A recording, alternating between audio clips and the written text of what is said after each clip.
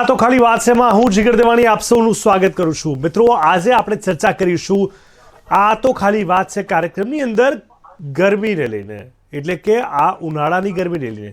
આજે એટલા માટે કારણ કે ખાસ તો મારે તમને એ પણ કહેવું છે કે છેલ્લા કેટલાક સમયથી લગભગ કહી શકાય કે 1 મહિના 2 મહિનાથી આપણે એવું જોઈ રહ્યા હતા કે ગરમી ક્યાંક જોવા નથી મળતી, અનુભવાતી નથી, પડતી નથી, લાગતી નથી। હવે તમને થશે કે એમાં ખોટું શું? એ તો સારી વાત છે, ભર ઉનાળો હોય ને તાપ ના હોય, ઉનાળામાં ગરમી ના લાગતી હોય, લૂ લાગવાના ચાન્સીસ હોય તો શું ખોટું? હું તમને જણાવી દઉં કે દરેક સિઝનની એક વેલ્યુ હોય છે। તમામ સિઝન આપણા શારીરિક રીતે પણ એને આપણે કેચ કરવી ખૂબ એટલા માટે પણ જરૂરી છે કે કારણ કે તમામ રીતે એનું એક મહત્ત્વ છે। ચાહે વનસ્પતિને લઈને, ઝાડપાનને લઈને, કુદરતને લઈને કે માણસના સ્વાસ્થ્યને લઈને, તમામ સિઝનની એક અલગ પ્રકારની અસર આપણે જોતા હોઈએ છીએ। ઉનાળામાં ગરમી ન પડે તો ભાઈ ક્યારે પડે?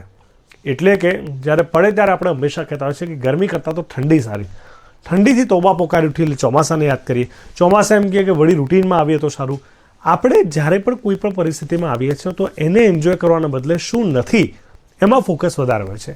જો કે આપણે જણાવી દઉં કે આખિરકાર માર્ચ અને એપ્રિલમાં નોર્મલ ગરમી હતી, પરંતુ મેમાં ગરમીનો પારો વધી શકે છે, એટલે કે મ્યુનિસિપાલિટીએ ઓરેન્જ એલર્ટને જાહેર કરી દીધું છે।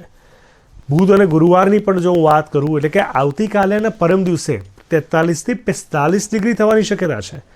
આ સાથે જ એએમટીએસ અને બીઆરટીએસ સ્ટેન્ડ પર ઓઆરએસના પેકેટ પણ મૂકવામાં આવશે। સરકારની વાત કરું કે મ્યુનિસિપલ તંત્રની વાત કરું, કોર્પોરેશનની વાત કરું, પૂરેપૂરી રીતે સહયોગ આપી રહ્યા છે। પરંતુ આ ગરમીમાં શું કરવું, શું ના કરવું, કઈ વસ્તુનું ધ્યાન રાખવું, કયા ફ્લો સાથે આગળ વધવું, જેથી કરીને એની આપણા શારીરિક કે માનસિક સ્વાસ્થ્ય ઉપર અસર ન થાય એ ખૂબ જ જરૂરી છે। તો આજે તમારી સાથે ચર્ચા કરીશું ઉનાળાની વધતી જતી ગરમીને લઈને। ત્યારે તમે પણ તમારો પોઈન્ટ ઓફ વ્યૂ વ્યક્ત કરી શકો છો। ઘણા લોકોને ગત ઉનાળાનો ખરાબ અનુભવ હોય તો આ ઉનાળે પણ ચર્ચા કરી શકે છે, વિચારી શકે છે કે હવે શું એ ભૂલ ના કરવી। ઘણા લોકોને લૂ લાગી જાય છે, બ્રેઇન સ્ટ્રોકના પરિણામો આપણે જોયા છે, આવું ઘણું બધું થતું હોય છે। તેવા સમયે કઈ વસ્તુનું ધ્યાન રાખવું અને આ ગરમી સાથે કેવી રીતે કૂલ વેમાં ડીલ કરવી જાણીશું આજે। આ તો ખાલી વાત છે।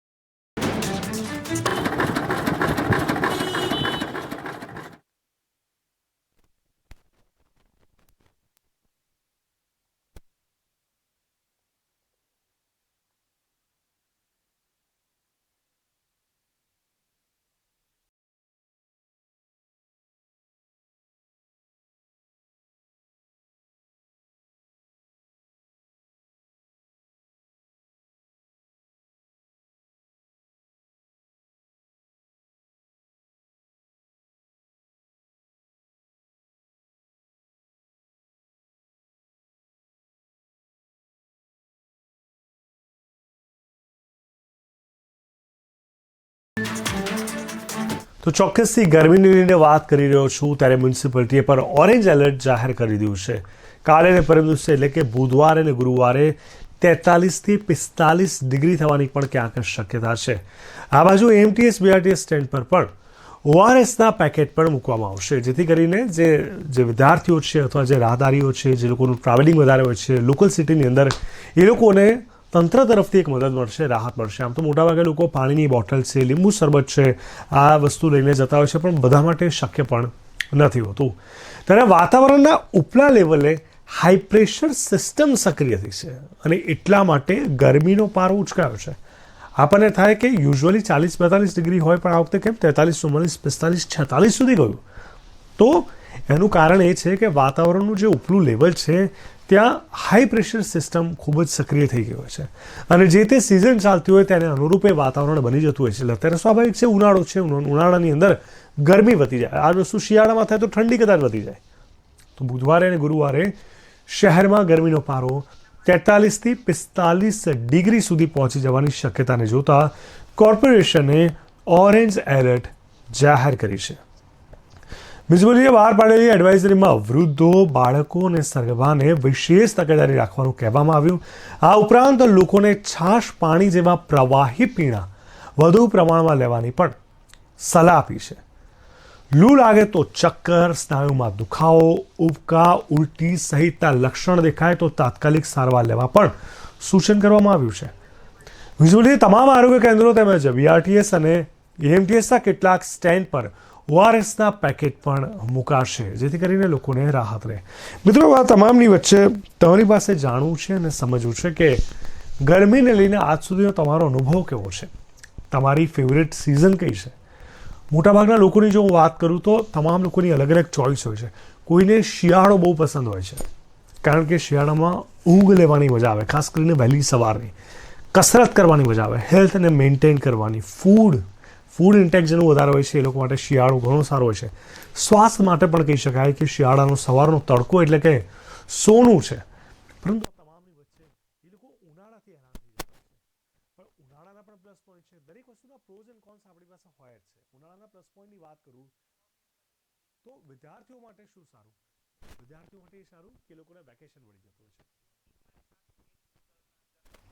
અત્યારે પહેલા દર્શક મિત્રો આપણી સાથે જ્યોતિબેન જોડાયા છે. જ્યોતિબેન, સ્વાગત છે આપનું આ તો ખાલી વાત છે કાર્યક્રમમાં. જ્યોતિબેન, ક્યાંથી વાત કરો છો આપ?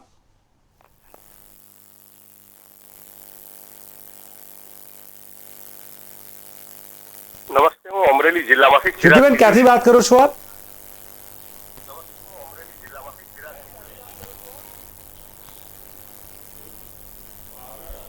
હેલો.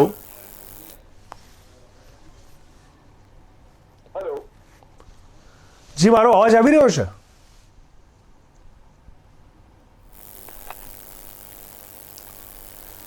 હેલો. નમસ્તે, હું અમરેલી જિલ્લામાંથી ચિરાગબી જોશી બોલું છું. ચિરાગભાઈ જોશી. ચિરાગભાઈ, સ્વાગત છે આપનું. અમરેલીમાં શું છે તડકાની સિચ્યુએશન? ગરમી વધી છે કે રૂટીન જ છે હજી? અત્યારે તો વાતાવરણ છે, કારણ કે વરસાદ અમરેલી જિલ્લામાં છેલ્લા 15 દિવસથી કઈ ને કઈ વિસ્તારોમાં અમરેલી જિલ્લામાં પડ્યો છે.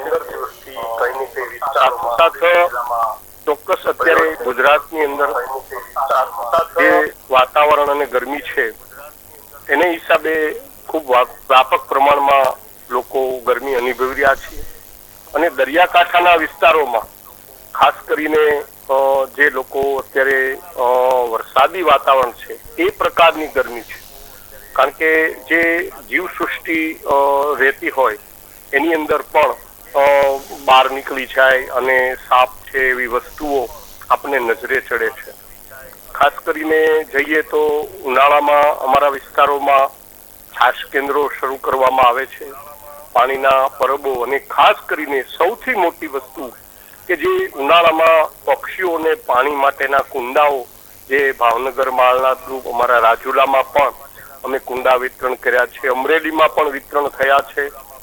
એટલે પક્ષીઓ, જે અબોલ પક્ષીઓ છે એની પરિસ્થિતિમાં અત્યારે માલઢોર હોય કે પક્ષીઓ હોય એ પાણી માટે વલખા મારતા હોય છે.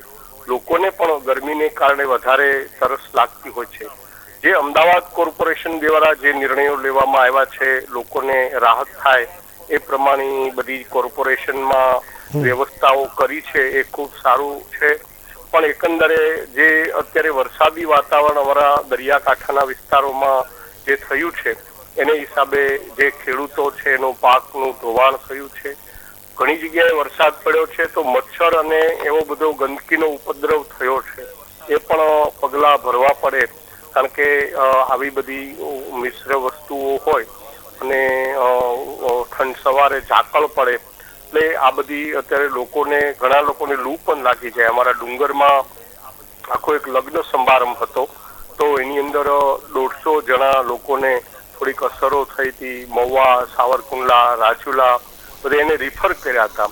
એટલે આવા પ્રસંગોમાં પણ ખાસ તકેદારી લોકોને રાખવી પડે. આવા કોઈ ઉનાળાની સિઝનમાં આવું થાય, ખાસ કરીને જે કોર્પોરેશન દ્વારા જે રેડ કરવામાં આવી છે, જે કેરી છે, જે પકવવા વાળા લોકો છે, પછી અખાદ્ય પદાર્થો, એ બધા કોર્પોરેશને ઝુંબેશ ઉપાડી છે.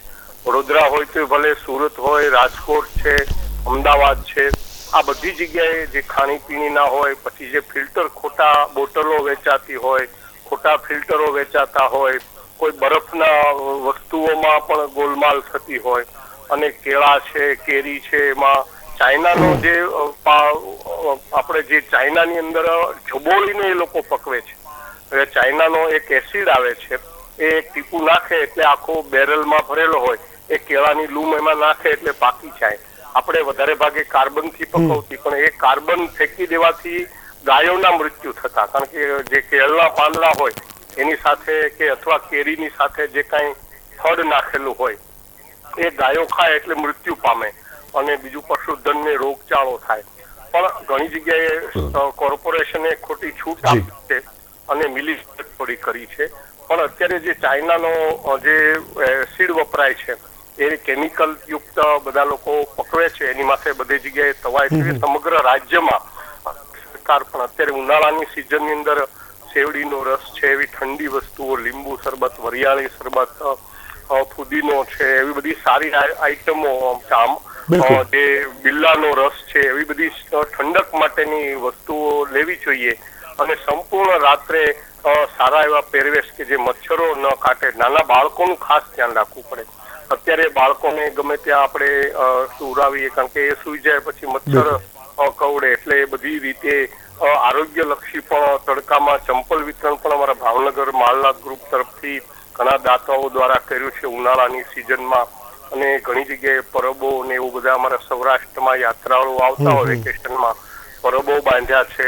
અને જે ધાર્મિક સ્થાનો છે એ જગ્યાએ પણ થોડી વ્યવસ્થાઓ કરી છે. પક્ષીઓ માટેની ચણ ને પાણીના કુંડા પણ કોર્પોરેશન દ્વારા જે અત્યારે રાહતના સમાચાર ગોઠવણ અમદાવાદમાં થઈ છે એને આવકારીએ છીએ.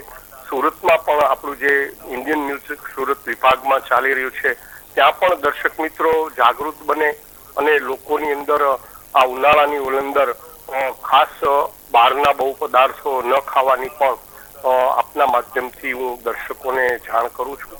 જય હિન્દ, જય ભારત. જી બિલકુલ, જય હિન્દ, જય ભારત.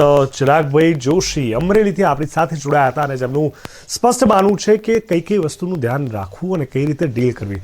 આપણે કોઈ પણ વસ્તુથી જ્યારે પણ ભાગતા હોઈએ છીએ ને ત્યારે આપણને એ વસ્તુ વધારે હર્ટ કરતી હોય છે, વધારે આપણને અફેક્ટ કરતી હોય છે, અને વધારે આપણે એને નાપસંદ કરતા હોય છે, કારણ કે એને ફેસ કરવાની, એની સાથે ડીલ કરવાની જગ્યાએ આપણે એનાથી ભાગી રહ્યા છીએ. હું ત્યારે વાત ઉનાળાની અને ઉનાળામાં પડતી ગરમીને લઈને વાત કર્યો છું. હવે જ્યાં દરિયાકાંઠો છે, જેટલા પણ વિસ્તારની વાત કરીએ, ચાહે સુરત છે, પોરબંદર છે, જ્યાં પણ તમને દરિયાકાંઠાના વિસ્તારો આજુબાજુમાં તમને જોવા મળશે, ત્યાં કંઈક ઠંડક જોવા મળશે.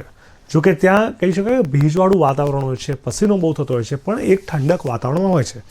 હવે બાકીની જગ્યાએ જ્યાં નથી ત્યાં મોટાભાગના લોકો ઘરમાં એસીની વ્યવસ્થા રાખે છે, કારમાં એસી હોય છે, અને જે લોકો માટે શક્ય નથી એ લોકોએ એટલીસ્ટ પાણી વધારે પીવું જોઈએ, ડિહાઇડ્રેટ ના થાય એના માટે લીંબુ શરબત, ORS, આ બધી વસ્તુથી અને જરૂર ના પડે તો 12 થી 5ના સમયમાં ઘરની બહાર નીકળવું ન જોઈએ. એટલે આ રીતે તો તે લોકો પોતાનું ધ્યાન રાખી જ શકે છે. મ્યુનિસિપાલિટીએ કારણ કે ઓરેન્જ એલર્ટ જાહેર કરી દીધું છે.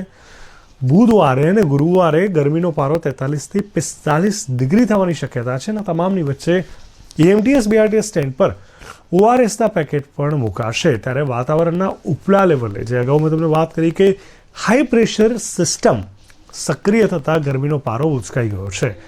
બુધવારે અને ગુરુવારે શહેરમાં ગરમીનો પારો 43 થી 45 ડિગ્રી સુધી પહોંચી જવાની શક્યતાને જોતા કોર્પોરેશને ઓરેન્જ એલર્ટ જાહેર કર્યું છે. મ્યુનિસિપાલિટીએ બહાર પાડેલી એડવાઇઝરીમાં જે વૃદ્ધો છે, બાળકો છે અને સગર્ભાને વિશેષ તકેદારી રાખવાનું કહેવામાં આવ્યું. આ ઉપરાંત લોકોને છાશ, પાણી જેવા પ્રવાહી પણ પીણા વધુ પ્રમાણમાં લેવાની સલાહ અપાઈ. લૂ લાગે તો ચક્કર, સ્નાયુમાં દુખાવો, ઉબકા, ઉલટી સહિતના લક્ષણ દેખાય તો તાત્કાલિક સારવાર લેવા સૂચન કરાવ્યું છે. તમામની સાથે મ્યુનિસિપાલિટી તમામ આરોગ્ય કેન્દ્રો તેમજ BRTS અને EMTSના કેટલાક સ્ટેન્ડ પર ORSના પેકેટ પણ મૂકશે. ચોક્કસથી હવે આ તમામની સાથે તમારું શું સૂચન છે? તમે ગરમીથી બચવા શું કરો છો? જણાવો મને. આ તો ખાલી વાત છે માં.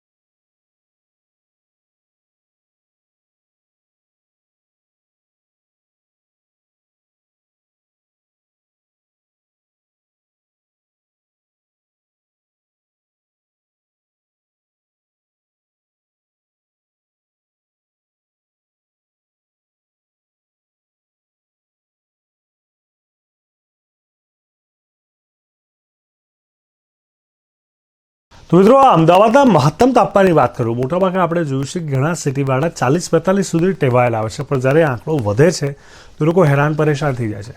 ગત વર્ષે અમદાવાદમાં અને ઓવરઓલ ગુજરાતમાં જે ગરમી પડી હતી તેમાં લોકો તોબા પોકારી ઉઠ્યા હતા. અને અત્યારે અમદાવાદનું મહત્તમ તાપમાનની વાત કરું તો 41.6 ડિગ્રી રહ્યું. વાતાવરણના ઉપલા લેવલે સક્રિય થયેલી હાઈ પ્રેશર સિસ્ટમની અસરથી અમદાવાદ સહિત રાજ્યમાં ગરમીનો પારો વધ્યો છે. સોમવારે અમદાવાદમાં બપોરે 12 વાગે જ ગરમીનો પારો 36 ડિગ્રીએ પહોંચી ગયો. અમદાવાદ સહિત રાજ્યના 9 શહેરોમાં ગરમીનો પારો 40 ડિગ્રી પાર કરી ગયો. એક ખાનગી હવામાન વેબસાઇટના આંકડાઓ મુજબ સાંજે 5:30 કલાકે અમદાવાદનું મહત્તમ તાપમાન 41.6 ડિગ્રી અને લઘુત્તમ તાપમાન 27.4 ડિગ્રી નોંધાયું. બપોરના 12 થી 3ના ગાળામાં ગરમીનો પારો 3 ડિગ્રી વધ્યો અને 2 દિવસમાં પારો 43 થી 44 ડિગ્રીએ પહોંચવાની શક્યતા છે. આ બાજુ સોમવારે સૌથી વધુ 42 ડિગ્રી ગરમી સુરેન્દ્રનગરમાં નોંધાઈ. પછી અમદાવાદ બીજા ક્રમે હતું. રાજકોટમાં 41.7 ડિગ્રી અને ગાંધીનગરમાં 41.4 ડિગ્રી તાપમાન નોંધાયું હતું. સાથે જ 7 દિવસમાં ગરમીથી તકલીફના પણ ઘણા બધા કોલ આવ્યા. હું તમને બતાવી દઉં કે 1151 કોલ 7 દિવસની અંદર ગરમીથી તકલીફના થયા છે. મેની હજી તો શરૂઆત જ થઈ છે. લગભગ 1 અઠવાડિયું જેટલો સમય વીત્યો છે અને ગરમીનો પારો ઉચકતા પ્રથમ સપ્તાહમાં જ 108 એમ્બ્યુલન્સ દ્વારા 465 લોકોને પેટના દુખાવા અને 304 લોકોનો ચક્કર સાથે બેભાન થવાની તકલીફમાં સારવાર અપાઈ હોવાનું જાણવા મળ્યું છે. 1 થી 7 મે દરમિયાન 108 એમ્બ્યુલન્સને અમદાવાદના વિવિધ વિસ્તારોમાં મળીને ગરમીના કારણે પેટમાં દુખાવો, ડાયરિયા, વોમિટિંગ સહિતના 1151 કોલ મળ્યા હતા. આનાથી તમે અંદાજો લગાવી શકો છો કે ગરમી ધીરે ધીરે વધી રહી છે. પણ મેં જે પ્રકારે અગાઉ પણ વાત કરી કે ગરમીથી બચવા સૌથી જરૂરી એ છે કે તમે જરૂર પડે તો 12 થી 5 કામ વગર ના નીકળશો.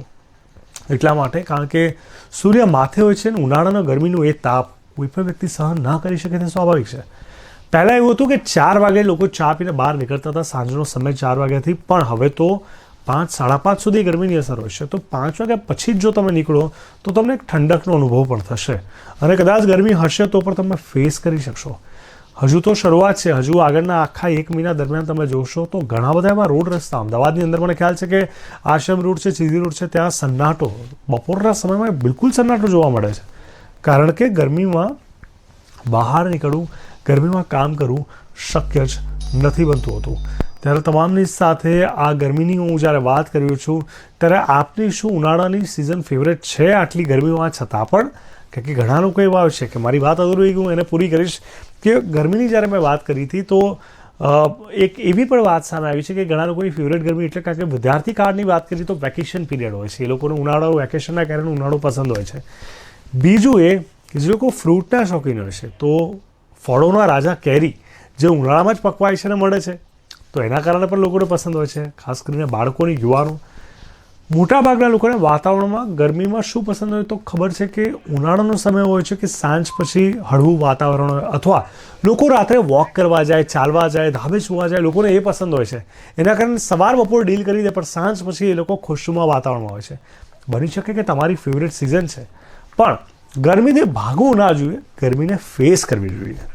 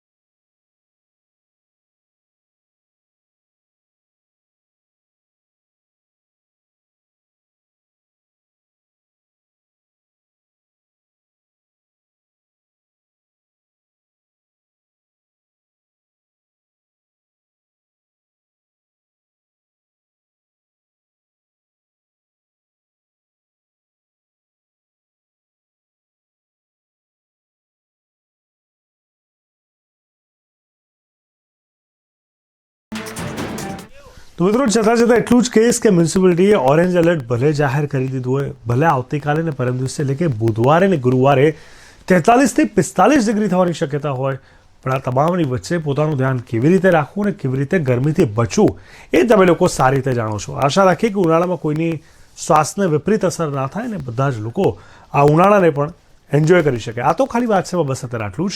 દેશ દુનિયા અને ગુજરાત રાજ્યની પડે પડની વિગત માટે આપ જોતા રહો ઇન્ડિયા ન્યૂઝ ગુજરાત. નમસ્કાર.